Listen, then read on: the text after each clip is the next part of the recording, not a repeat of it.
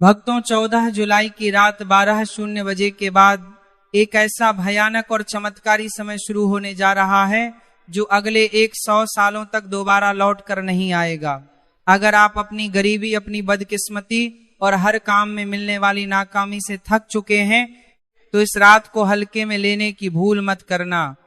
आषाढ़ महीने की अमावस्या कोई आम रात नहीं है। इस रात ब्रह्मांड की शक्तियां सीधे धरती के संपर्क में होती हैं। शास्त्रों में लिखा है कि इस दिन अगर एक खास चीज चुपचाप बिना किसी को बताए एक विशेष तरीके से गौ माता को खिला दी जाए तो इंसान के 7 जन्मों के पाप और दरिद्रता एक पल में जलकर राख हो जाते हैं।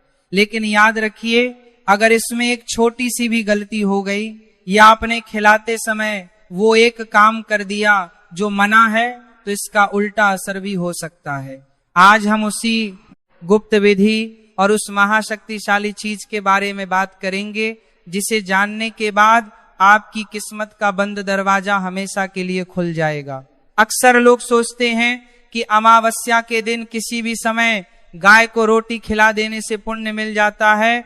यह आपकी सबसे बड़ी गलतफहमी है। सामान्य दिनों में दी गई रोटी और आषाढ़ अमावस्या की रात को दी जाने वाली उस विशेष गुप्त चीज में जमीन आसमान का अंतर है। इस रात को ब्रह्मांड के द्वार खुलते हैं और पितृलोक से हमारे पूर्वज धरती पर आते हैं।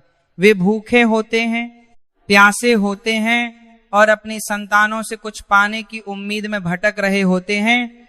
जब आप उस गुप्त चीज को तैयार करते हैं तो उसकी खुशबू और उसकी आध्यात्मिक ऊर्जा सीधे आपके पितरों तक पहुंचती है।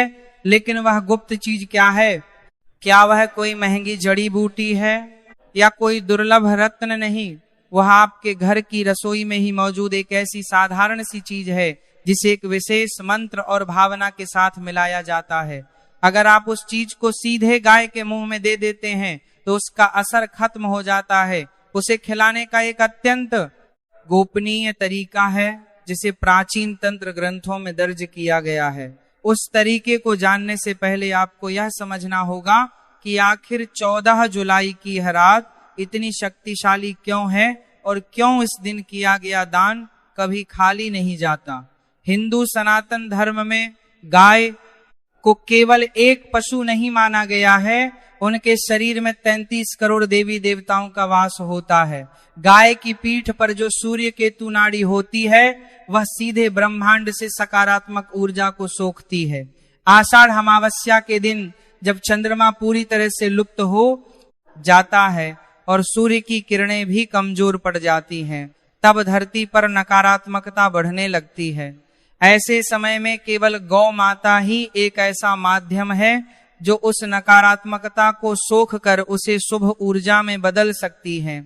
जब आप 14 जुलाई को उस गुप्त चीज को लेकर गाय के पास जाएंगे तो आपके शरीर के चारों तरफ मौजूद जो भी बुरी नजर है, जो भी तंत्र बाधा है या जो भी दुर्भाग्य आपके पीछे पड़ा हुआ है, वह सब गाय के स्पर्श मात्र से नष्ट हो जाएगा।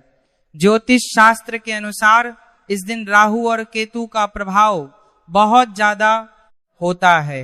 जिन लोगों की कुंडली में काल सर्प दोष है या पितृ दोष के कारण जिनके घर में रोज लड़ाई झगड़े होते हैं, पैसा आते ही बह जाता है, उनके लिए यह रात एक वरदान की तरह है। आपको बस सही समय पर बिना किसी शोर शराबे के उस गुप्त क्रिया को अंजाम देना है। इस संदर्भ में एक बहुत ही प्राचीन कथा आती है जो उज्जैन के एक राजा की है। वह राजा कभी बहुत समृद्ध था, लेकिन एक बार उसके राज्य पर शनि की 7.5 और पितृदोष का ऐसा प्रकोप हुआ कि उसका सब कुछ छीन गया। वह जंगलों में भटकने लगा, दाने दाने को मोहताज हो गया। एक रात जब आषाढ़ की अमावस्या थी और घनघोर बारिश हो रही थी, उसे पहुंचे हुए सिद्ध संत मिले। राजा ने रोते हुए अपनी व्यथा सुनाई। संत ने मुस्कुराते हुए कहा कि राजन, तुम्हारी किस्मत तुमसे रूठी नहीं है, बस तुम्हारी ऊर्जा ब्लॉक हो गई है। कल आशा की अमावस्या है। तुम चुपचाप आधी रात को किसी भी काली या भूरी गाय के पास जाना और अपनी रसोई की उस गुप्त चीज को इस विशेष विधि से खिला देना। राजा ने ठीक वैसा ही किया। उसने बिना किसी को बताए पूरी श्रद्धा के साथ उस गुप्त वस्तु को तैयार किया और रात के सन्नाटे में गाय को खिला दिया। आप विश्वास नहीं करेंगे, अगले ही दिन से राजा की परिस्थितियां बदलने लगी। जो दुश्मन उस पर हावी थे वे खुद उसके सामने झुक गए और उसका खोया हुआ साम्राज्य उसे वापस मिल गया। यह कहानी हमें सिखाती है कि जब इंसान के सारे रास्ते बंद हो जाते हैं तब भगवान का बनाया यह नियम काम करता है। अब ध्यान से सुनिए कि आपको 14 जुलाई को क्या करना है और किस तरह से खुद को तैयार करना है। इस विधि को करने के लिए सबसे जरूरी शर्त है पूर्ण मौन। यानी जब आप उस गुप्त चीज को बनाना शुरू करेंगे तब से लेकर जब तक आप उसे गाय को खिलाकर वापस अपने घर नहीं आ जाते, आपको एक शब्द भी नहीं बोलना है। अगर रास्ते में कोई आपको टोक दे या कोई आपसे पूछे कि आप कहाँ जा रहे हैं तो आपको इशारे से भी जवाब नहीं देना है। यही कारण है कि इसे चुपचाप करने वाला उपाय कहा जाता है। अगर आपकी जुबान से एक भी शब्द निकला तो उस उपाय की पूरी शक्ति हवा में विलीन हो जाएगी। आपको 14 जुलाई की शाम को सूर्य अस्त होने के बाद अच्छी तरह से स्नान करके साफ कपड़े पहन लेने हैं। घर के मंदिर में घी का दीपक जलाना है और अपने पितरों से हाथ जोड़कर प्रार्थना करनी है कि हे पूर्वजों, आज की इस रात मैं आपकी तृप्ति के लिए और अपनी मनोकामना पूर्ति के लिए यह कार्य करने जा रहा हूं, मुझे आशीर्वाद दें। इसके बाद आपको अपनी रसोई में जाना है। रसोई में जाते समय आपके मन में केवल सकारात्मक विचार होने चाहिए। कोई गुस्सा, कोई ईर्ष्या या लालच मन में नहीं होना चाहिए, क्योंकि आपकी मानसिक स्थिति का असर उस भोजन पर पड़ेगा जो आप तैयार करने वाले हैं। अब हम सबसे बड़ी बात पर आते हैं कि वो गुप्त चीज आखिर है क्या। आपको अपनी रसोई से थोड़ा सा गेहूं का आटा लेना है।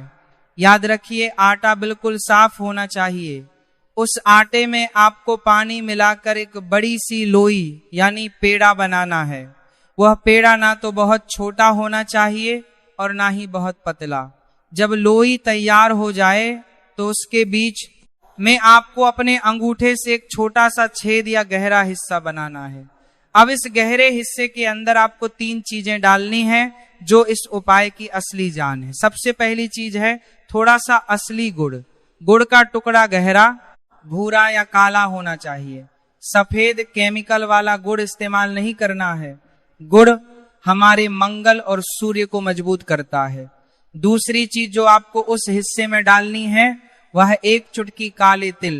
काले तिल सीधे राहु, केतु और शनि के को प्रभाव को शांत करते हैं और हमारे पितरों को तृप्त करते हैं।